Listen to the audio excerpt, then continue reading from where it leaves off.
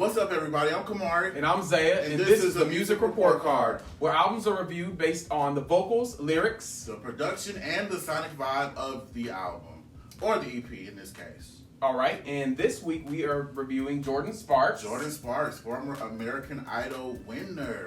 She actually won the season I was supposed to win. I actually went and tried out with these golden vocals. Give them what you gave. That's okay. They have to pay. Talk to my manager for that. Oh, okay. But anyway, let's go ahead and talk about our music news.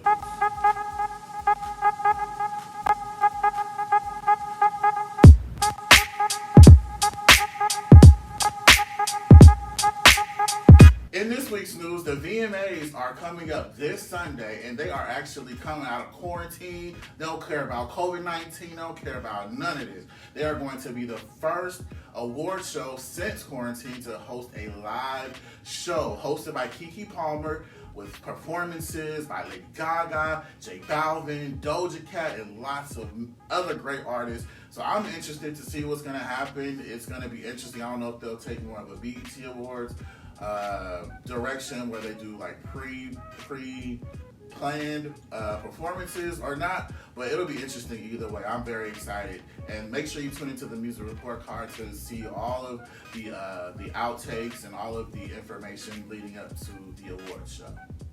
Perfect.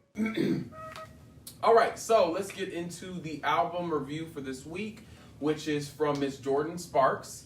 Her EP, Sounds Like Me. Yes.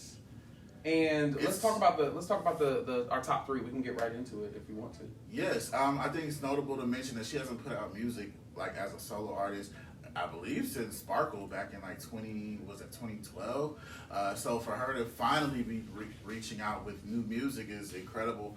I think that she has grown a lot vocally. That kind of teen bopper Disney Channel vocal that she used to give is no longer here, which I'm glad about. She's doing and treading some new waters, so I'm happy about what she was able to provide with this new EP. So yeah, let's go ahead and talk about our favorites. Zay, what you gotta say? So I like Red Sangria. Red Sangria was, I don't know if I'd say, well, probably honestly my favorite. It was just really fun, funky, groovy. I like that she's on something a little faster, just because I really have liked all of her slower stuff and like how her voice goes over that. But she really found a way to really fit into this upbeat, fun, groovy thing. Yeah. In Red Sangria, so. Yeah, Red Sangria is actually one of my favorites. Not my top favorite, but since we're on it, I think that the song was kind of childish. I'll give that terminology, where I think it was, I don't know, just kind of, lyrically it just kind of was okay, but the feeling of the song is what really, I guess, that made me gravitate towards it. If it were me as a songwriter, I would have rearranged it to have the little, what is it? Hey, Senorita, whatever that is, that's towards the end of the song. I would have put that at the beginning to kind of catch people's attention, because it started off kind of, I don't know, the song started out kind of slow for me. So I would have rearranged it, put that little hooky part in the beginning, and then brought it back at the end where it is, and I think it would have been even better. That's just my opinion. But it did make my top three. Red Sangria, I think it's very fun. I even like the end of it where she's like, okay, I think we're drunk now. Like, it's like really playful, and it just all makes sense. And I think that's probably what we all need to do, is just go drink some Red Sangria and, get out of this whole mess that we're in, with this whole quarantine and everything else. Whatever people have to say, just drink some Red Sangria and it'll make it all better. I don't know if I agree with that. I need something a little stronger through this quarantine. Give me some Jack Daniels. Yes. But moving on to my next one, Halftime. I liked Halftime. I liked the build of the song. I don't know that I liked, really, honestly, just the little piano. And, I mean, it was kind of, at first for me, it did drag a little bit. But I love when people build. I love when they start down in the lower range, and then they lower register, and then they just show how much they really can do. And Jordin really sang at the top of her range, chest wise, not in her falsetto necessarily, but she really sang her butt off on that song. So yeah, that's why I really like that song personally, is just because of the build and the vocals. I mean, I love when people sing at the top of their range and really push themselves. Yeah, and I think that's also that made one of my top three. I would say that's probably my second favorite. I just like the lyric and again just being creative lyrically. How the song is called Halftime, and she makes all these references to different games. She's like, I'm waiting on you to say what you have to say, make the play. All these different kind of references or innuendos to maybe I guess football or basketball. The one line that really stuck out to me was, I don't want to lose you, I'd rather lose to you. Like, that's, for me, I don't know, lyrically, that just makes me, it just puts me in a mind frame of a deep relationship where you like, I don't want to lose you at this point, and I would rather lose this argument to you. I'm just going to let you have it, you win, whatever, that kind of surrenderance, if you will, in an argument. I think that's a big thing, and I think that she showcased that in a way, and made it kind of, I guess you could say, lighthearted with the reference to a game of some sort. So I think lyrically, spot on, Jordin. I think that was an amazing, amazing lyric. Amazing lyrical song, and like Zay mentioned, it was to hear her open up and use her top register, and like I mentioned earlier, it's not that same kind of annoying thing that she was given before on like songs like No Air. It's kind of filled out a little bit, and so I definitely liked that and respected that, seeing that growth in Jordin on Halftime. Yeah, I was also gonna say that it Halftime was halfway through as well. It was the fourth song. Oh. So it's kind of like in the middle too. I don't know if she was trying to do something with that. But it was song number 4 of 6. So she got halfway through, and then that was, the start of the second half. Give Me More was my third favorite song. I liked Give Me More, I guess, because of the nostalgic feeling. So Give Me More, when it first came in, you're going to hate me for saying this, but it kind of gave me Brandy. Like, literally the first line, I was like, okay, hold on, she give me a little Brandy. And then it transferred and transitioned into Mariah Carey. And the rest of the song, literally, I was thinking Mariah. Vocally, yeah. At first, like the tone and just a little ism right when she came in, kind of sounded like Brandy. And then her voice, like her tone and her sound and everything started to sound like Mariah Carey, and the whole record started to sound like a Mariah Carey song. So yeah, I wouldn't say it had all the counter melodies and stuff like that, but if you play the song and listen to it, it really could be a Mariah Carey song. And that's kind of what I liked about it. It was, it had this little groove to it, but just really reminded me of Mariah Carey. So that's why Go back and listen. I didn't pick that up, especially not the Brandy part. Oh, really? Nah, nobody can do it like that. All right, let's talk about my last favorite, which is Unknown, the first track on the actual EP. And I feel like it's an incredible lead into the EP. And I think that I love the little churchy trap combination that she or whoever the producer is merged together to bring the song to life. I feel like the song is very soulful without being overly dredged in grease, if you will. It's not like, just like your grandmama's, greens with ham hocks. It's more like, a little turkey neck. So it works for me, and I think that the vocal and the lyric, all of that come together. She's like, can you hold me? Like, you know what I'm saying? Like, I don't know, can you walk me through the unknown? Walk me through the unknown. And I don't know if the song is considered a gospel song. It feels very, I guess you could say, religious or whatever the case is, but whatever the scenario is on the song, if it's to a relationship or to your relationship with God, I say the song is an incredible song. So that's my last favorite. I gotta just speak to it because I did not like that song. Really? It wasn't that I didn't like it. Like, I get the concept and everything of it. I think the vocals for me were very shaky. Like, when she was just kind of singing, when the song just kind of started, it just didn't sound good to me. It sounded very shaky. I will say towards the end, they what's the term? They like muffled her like higher notes and like pushed them way back. Yeah. And I thought that's that normal. That happens. Well, yeah, but I thought that, in my opinion, although they did sound kind of whiny, I felt like I would have still liked to hear them a little bit more in the forefront, just because it felt like they were tucked back because they didn't sound good almost. And maybe she should have just redone it, or I don't know what the case And maybe is, that's what was going on, is maybe she wasn't having the best vocal day, but she went with that take because she went back and tried to redo it and just didn't have the same feel. Because sometimes I know you can go in and you're a little under the weather and you're going to the studio and you still try to push through it because there's something magical that happens, a rasp or something that comes from it. But I felt like hearing her vocals, I felt like I don't know, it just felt like something was off. Like it should have maybe been redone. So maybe we're onto something. Maybe that's what was going on there. That could have been. Do you have any honorable mentions or any other? Go ahead. Oh yeah, I was just gonna say. I think that Unknown for me, I guess it's just I love that whole churchy. I think it was musically what grabbed me. Maybe not so much vocally now that we're talking about it. But yeah, I think musically, and I just love that combination of that church and trap thing. It worked for me. Yeah. Okay. So yeah. Deja Vu, I feel like, is a little album filler-ish, and with there only being 6 songs on the EP, I felt like, damn, I wish that she could have replaced this song. I also felt that with Give Me More, not so much that Give Me More is a bad song, but it had that summertime feeling of what kind of reminded me of what Bruno Mars does, and I felt like I could only compare it to him because he does those type of songs like Treasure and Walked Out of Heaven and all those songs, and it just didn't measure up. It kind of fell flat for me, and so those 2 songs in specific just didn't quite connect with me, and I wish that she would have replaced them, especially after being gone for as long as she has. And again, matching that with, I love the feel of Red Sangria, but if we're talking about vocally and lyrically, again, just kind of doesn't help you coming out after so long and pushing you as a new artist. You kind of want to show with these EPs what you can do as an artist, I feel, and honestly, I'm just gonna say it felt a little flat for me. Yeah. So, Deja Vu, I couldn't get.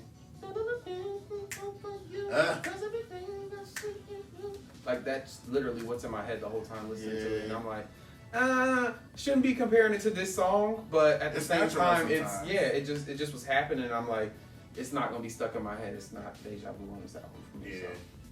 All right, well, with that being said, let's go ahead and give Miss Jordin Sparks her grade for Sounds Like Me, her EP. All right, so for vocals, I gave Jordin a 4.5. Again, I think there were just some areas for me that felt a little flat. I don't know. I don't think that her voice, I know you had mentioned that you felt her voice had really matured and didn't have so much of that little kiddish sound to it. I don't know. I'm not feeling it like that. There's some. Did you like her back in the day? I did. Like no air and all that. Like she was just so on point. So would you say she's gotten worse? I think so. Not that she's bad and she can't sing. Of course she can sing, but I think there's just a shakiness or something that's going on in her voice that I'm not rocking with. See, and I've always felt that. I thought back when she did no air in a lot of those songs, it was very shaky, very whiny, very Yeah. I mean, there's the whiny like that, like nails on a scratch board almost.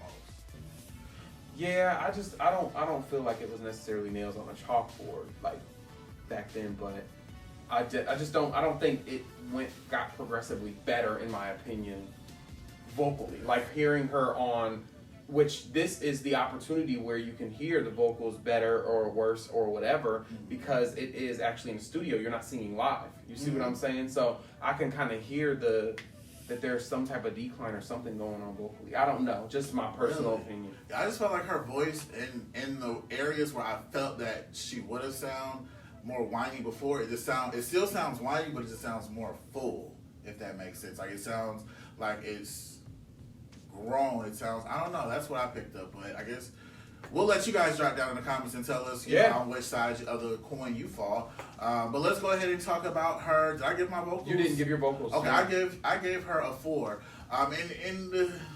Again, I'm not the biggest Jordin Sparks fan. She took my spot on American Idol. I'm still a little salty. I'm not gonna lie. Well, do your audition for them.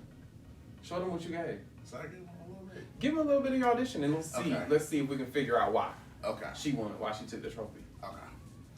When I sang on American Idol, I did I shouldn't even do that because it was R. Kelly. So yeah, let's cut. No, do it. Yeah, I don't want the R. Kelly people to come for me. No, they're not gonna come for you. No, they're gonna come for me. This was prior to that, so you just telling them, you just showing them what you did. No. Let's go ahead. I'm gonna give Jordin Sparks a 4 on vocals. Right. She definitely could have done a little better. I think it would be interesting to see what the judges' scores were from your vocals and her vocals, like if they was doing vocals, lyrics, and Yeah, that would be interesting, but we'll never get to see that. We will. Right. You're coming out with an album later this year or next, right? Yeah. So we can do a little review. These vocals are gonna be on top notch. All right, so lyrics 3.75 for me. Nothing outstanding, nothing that really. I mean, there were some. They were good. I wouldn't say great. I wouldn't say phenomenal. I wouldn't say, on a whole nother level. And unfortunately, we're at a time where people are coming out with things during quarantine, and they are having a lot of time to sit and marinate through some stuff that's going on in their lives. And they're coming out with some dope, crazy vocals that's been therapy for people, that's been, on a whole nother level. But I just don't think that this was on a whole nother level. It was 3.75. Yeah, I feel the same way. I actually went a little lower with the lyrics. I feel like I gave her a 3.5. And it's only because some of the lyrics were just, again, very childish, very kiddie, very cliche. And again, not that everything has to be revolutionary, but when you listen to someone that hasn't put out music for quite some time, you want to be inspired. You want to feel like this person is giving their all. You want to feel that. And when you don't, it's a major, major letdown. Whether you're a major fan of the artist or not. And that's just how I fall with the lyrics. It's very much just okay. It's the okay for me. Yeah. Production. So with production, I gave a 4. I think the production was good. It wasn't outstanding to me. I love Red Sangria. I love that's just something different to hear from Jordin Sparks. And that, for me, I think she just found something right there. It almost gave like this Melanie Fiona feel a little bit too, when I was listening to it. So, and I love Melanie Fiona, but for her, Jordin, who's this known, in my opinion, for doing more ballads and showing her, showcasing her vocals in that way. This was just a switch up that I love for her, and it was executed well. So, production wise, I came through with a 4, not just because of Red Sangria, but overall, I think it was good. Yeah, and I gave her a 4. Again, we talked about some of the things vocally that happened production wise, where I felt some of the vocals should have stood out more, but also musically, I felt like there could have been some better tracks that were chosen and things of that nature. So production on both sides, vocal and musically, I felt like could have been a little stronger, and so that's why I came through with Jordin Sparks' production with a 4. All right, the sonic flow, the flow of the album, I gave it a 4.5. I think that honestly was probably the best part of it overall. I felt like it did flow very well. Even though I wasn't a fan of everything, overall, if I'm just listening straight through, the flow was definitely there. I mean, it is an EP and it's a little shorter, so there's a lot more opportunity for the flow to be better, because you're only working with 6 songs to maneuver with and figure out how that flow goes. So yeah, I think that the sonic flow was good for this particular EP. Yeah, and for me, I'm coming through with a 4. I think that it did flow. There were some missteps with songs that I wish that would have been changed out, but who's to say that those songs would have been replaced with better songs? But I definitely think that as far as the sonic flow, Jordin, we could have did something a little different. It sounds like Donald Trump a little bit. We could have did something a little different. Yeah, Let's give him a little bit more funky up tempo. Let's give him a nice soul ballad. I think it just could have had the some. funky up tempo was Red Sangria. It's not funky though. It's fun. It definitely was funky. There was a little funk in there. Oh yeah. It was a little stale funk. No, there was the instrumentation had a little funk going on. We gonna listen to it. It reminded me of like when I be out all day in the summertime and I be sweating and then I touch myself and then it'd be like. It was that type of funk. It was that kind of funk. It was stale. I don't think it was that type of funk. Yeah.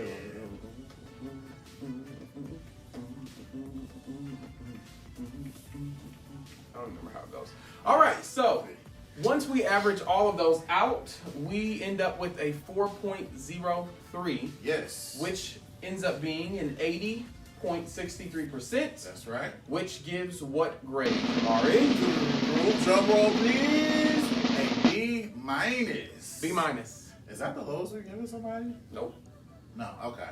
Well, Jordin, hey, come back swinging on the full project. I'm definitely rooting for it. I am too. I'm rooting for you. We're definitely here for you. It's just, like Camarray said, I think a lot of my judging, and I want y'all to know that this judging does not happen together. We're both doing our own things separately in our own moments, and then we come together literally the day of, and we may talk about it a little bit before we record, but our notes are already done. So this is something that, this is not planned at all. This just happens. Yes. And I think that I'm on the same page with him, where I'm thinking like, okay, haven't heard from you, where you been and what you got going on. And then I listen to it and I'm like, okay. Yeah. Yeah, it's all about It's creating good, a vibe. but it ain't. And I think a lot of these new, or some of these older artists need to really, really dial in and really, really get with the production staff that works for them. Yeah. And I think that's where I think a lot of the missteps happen, is when you don't have music that suits you and your voice. I think you start running into these errors where you start missing and having these songs that are just okay. And that's what I feel Jordin did. But make sure you guys drop down in the comments and let us know what you think about Jordin Sparks' new EP. Definitely. Sounds Like Me. Make sure you like this video, comment, subscribe, share it with your friends. We need this thing to grow, you know what I'm saying? We have some bigger things in store for you, so please make sure you support the Music Report Card. With that being said, I am Camarray. And I'm Zaiah. Thank you for watching. Thank you so much for watching.